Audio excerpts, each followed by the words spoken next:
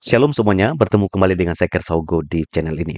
Di kesempatan ini saya akan melanjutkan sesi saya untuk membahas tentang pernyataan yang disampaikan oleh Romo Patris Allegro mengenai ketidakberdosaan Bunda Maria, dan juga saya sudah jawab di dalam video saya dan memberikan bukti juga mengenai Yesus Kristus yang tidak berdosa. Dan saya memposisikan bahwa Yesus Kristus harus lebih tinggi dari Maria. Dan Alkitab menjelaskan itu dengan sangat detail mengenai Yesus yang adalah Allah, yang menjadi manusia, yang hidup tanpa dosa. Nah, di dalam kesempatan ini saya akan mengajak kita untuk melihat secara khusus apa pandangan iman Kristen mengenai Bunda Maria, dan juga kita akan melihat secara alkitabiah apakah Bunda Maria itu memang tidak berdosa, dan kita akan buktikan itu berdasarkan kitab suci, dan kita juga akan belajar melihat perkembangan dari Mariologi. Ya, saya akan ajak kita bersama-sama belajar di dalam bagian ini. Mari kita masuk materi.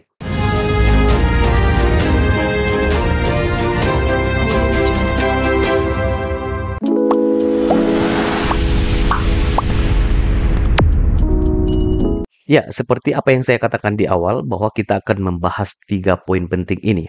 Apakah pandangan iman Kristen terhadap Bunda Maria? Kita akan melihat bagaimana orang Kristen memandang Bunda Maria itu sendiri, dan apakah Bunda Maria itu berdosa atau hidup tanpa dosa. Nah, ini adalah satu beban pembuktian berdasarkan apa kata Alkitab. Yang ketiga adalah bagaimana perkembangan Mariologi itu sendiri. Kita masuk di bagian yang pertama. Pandangan iman Kristen terhadap Bunda Maria. Kita patut bersyukur kepada Tuhan karena Tuhan memakai Bunda Maria menjadi alat bagi lahirnya Yesus Kristus ke dalam dunia. Karena itu, bagi iman Kristen, kita melihat bahwa Maria itu adalah seorang wanita yang beriman, yang saleh, yang juga rela dipakai Tuhan sebagai alatnya untuk melahirkan Yesus. Maria juga adalah seorang pribadi yang kita yakini bahwa dia mendapat kasih karunia dari Allah. Dan dia adalah seorang pribadi yang rendah hati, taat, dan juga disebut sebagai hamba Tuhan. Dan tentu ada banyak hal lain tentang bagaimana kehidupan Bunda Maria yang ditujukan di dalam kitab suci. Tapi inilah bagian dari pandangan iman Kristen waktu melihat Bunda Maria. Namun tentu ini ada perbedaan dengan pandangan Katolik. Karena tidak hanya ini, bahkan mungkin lebih daripada ini, karena mereka memposisikan Bunda Maria itu bukan hanya seorang yang rendah hati, yang mendapat kasih karunia, yang taat sebagai hamba Tuhan, yang juga beriman, saleh, rela dipakai oleh Tuhan, tetapi dia juga adalah seorang pribadi yang tanpa dosa. Nah, karena itu kita akan melihat bersama-sama apakah Bunda Maria sungguh-sungguh lahir tanpa dosa dan hidup tanpa dosa. Saya mulai dengan menunjukkan satu doktrin yang dikeluarkan oleh Paus Pius yang ke-9. Ini diterbitkan di 8 Desember tahun 1854. Di dalam doktrin tersebut namanya Immaculate Conception. Jadi ini adalah satu doktrin yang mengajarkan bahwa Bunda Maria itu lahir dan hidup tanpa dosa. Maria dikandung dan lahir tanpa dosa asal. Itu dikatakan oleh Paus Pius. Maria juga tidak berbuat dosa sepanjang hidupnya. Maria juga bahkan dianggap sebagai tidak bisa berbuat dosa, non posse peccare, not possible to sin. Ini adalah doktrin yang dikeluarkan oleh Paus Pius yang ke-9 mengenai Immaculate Conception, bahwa Maria itu lahir dan hidup tanpa dosa. Dan tentu ini jadi perdebatan teman-teman karena kalau kita merujuk kepada apa yang dikeluarkan oleh Paus Pius ini, kita akan benturan dengan kitab suci. Nah, kita akan melihat apakah Maria berdosa atau hidup tanpa dosa. Nah, menurut apa yang disampaikan oleh firman Tuhan di dalam Roma pasal 5 ayat 12. Sebab itu sama seperti dosa telah masuk ke dalam dunia oleh satu orang. Dan oleh dosa itu juga maut. Demikianlah maut itu telah menjalar kepada semua orang. Karena semua orang telah berbuat dosa. Jadi oleh satu orang yang telah berdosa, maka semua orang berdosa. Memang ayat ini tidak ada memberikan penjelasan bahwa ini dijelaskan dengan mengatakan bahwa Maria berdosa. Tetapi tidak bisa dihindarkan bahwa ketika Rasul Paulus mengatakan semua orang telah berbuat dosa, itu artinya sama. Maria adalah orang yang telah berbuat dosa. Roma 5 ayat 19. Jadi sama seperti oleh ketidaktaatan satu orang, maka semua orang menjadi orang berdosa. Jadi konsekuensinya teman-teman begini.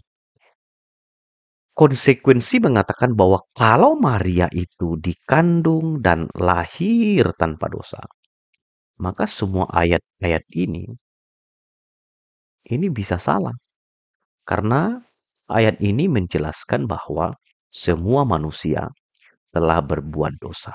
Dan ada banyak ayat Alkitab yang lain yang juga menjelaskan bahwa manusia itu sudah berdosa. Alkitab berkata bahwa sejak kejatuhan Adam ke dalam dosa, maka semua manusia itu dikandung dan lahir dalam dosa dan bahkan berbuat dosa. Jadi waktu Adam jatuh ke dalam dosa, maka semua yang dikandung dan lahir dalam dosa, bahkan manusia berbuat dosa. Ada banyak dasar Alkitabnya. Jadi setiap orang yang adalah keturunan Adam, ya, yang dikandung dan lahir dalam dosa dan hidup berbuat dosa. Kecuali Yesus Kristus.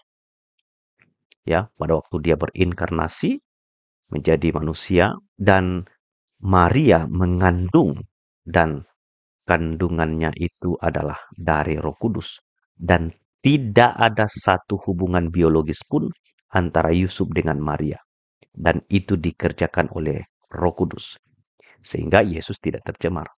Ya, karena itu haruslah disimpulkan bahwa Maria juga tetap adalah orang berdosa seperti kita.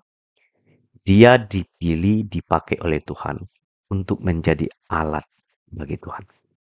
Bahkan kalau kita perhatikan di dalam Lukas 1:46-47 dikatakan bahwa jiwaku memuliakan Tuhan dan hatiku bergembira karena Allah, juru selamatku. Maria sendiri menyebut bahwa jiwanya memuliakan Tuhan, hatinya bergembira karena Tuhan. Dia menganggap Tuhan itu adalah juru selamatnya. Maria menyebut Tuhan sebagai juru selamatnya. Karena itu, kalau ada yang mengatakan bahwa Maria tidak berdosa, nah kita perlu pertimbangkan apa kata Alkitab tentang semua manusia yang lahir dari keturunan Adam dan Hawa. Semua orang yang lahir dikandung dalam dosa. Jadi tidak ada manusia yang tidak berdosa, ya. Tetapi kita percaya orang yang berdosa ini dipilih, dipakai Tuhan untuk menjadi alatnya. Nah, sekarang secara singkat saya akan ajak kita untuk melihat perkembangan Mariologi, ya. Nah, saya mulai dengan Justin Martyr. Dia mati tahun 165 Masehi. Dan dia membandingkan Maria dengan Hawa. Lalu Irenaeus muncul, mati pada tahun 200 Masehi. Dan dia berkata, ketidaktaatan perawan Hawa ditebus oleh ketaatan perawan Maria.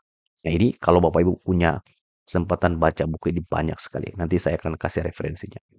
Sampai abad keempat, tidak ada atau belum ada pemujaan terhadap Maria. Itu sampai abad keempat belum ada. Tetapi pada tahun 324, Kaisar Konstantin menjadikan Kristen sebagai agama negara. Ini menyebabkan dalam gereja mulai masuk semua kepercayaan. Sehingga mulai ada patung Maria yang disembah di situ. Dan abad kelima, Maria makin populer. Ia dilukis, gereja dinamakan Maria, dan Maria menjadi perantara di dalam doa. Nah, pada tahun 431 Masehi, Konsili Efesus mempertahankan istilah Bunda Allah. Mulai tahun 600, Maria bukan lagi sekadar menjadi pengantar dalam doa, tetapi doa mulai dinaikkan kepada Maria. Nah, ini dia.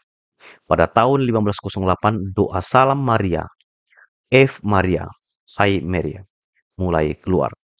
Dan tahun 1854, keluarlah kepercayaan bahwa Maria lahir tanpa dosa. Dan itu sudah saya bahas di bagian awal. Ada doktrin Immaculate Conception. Paus Benedict XV dan Paus Pius XI mengatakan bahwa pada waktu Tuhan Yesus menderita dan mati, Maria juga menderita. Karena itu, bersama-sama dengan Tuhan Yesus, Maria adalah penebus dosa, kalau Yesus adalah Redeemer, penebus. Maka Maria adalah co-redeemer. Maria di sini diposisikan sebagai rekan penebus. Dan pada tahun 1950 keluar pernyataan bahwa Maria naik ke surga dengan tubuh jasmania. Dan tahun 1965 Maria dinyatakan sebagai ibu dari gereja. Nah, itu adalah perkembangan Mariologi, dan Anda bisa membaca buku Bishop Alphonse, The Glory of Mary, dan juga dari Loren Bodmer, Roman Catholicism. Saya pikir ini adalah bagian penting. Saya memang hanya menampilkan garis besar dari perkembangan Mariologi, tapi dasarnya dari situ. Anda bisa kembangkan ini di dalam penelitian dan juga di dalam riset Anda untuk melihat perkembangan secara detail dari Mariologi. Apa yang ingin saya katakan di dalam video ini? Maria adalah orang yang dipilih oleh Tuhan. Dia mendapat kasih karunia. Tapi bukan berarti posisi Maria lebih tinggi.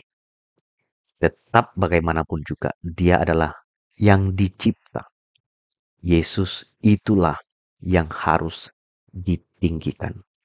Sehingga sesale apapun, sebaik apapun Maria, bahkan dia punya peran penting dalam proses Yesus lahir.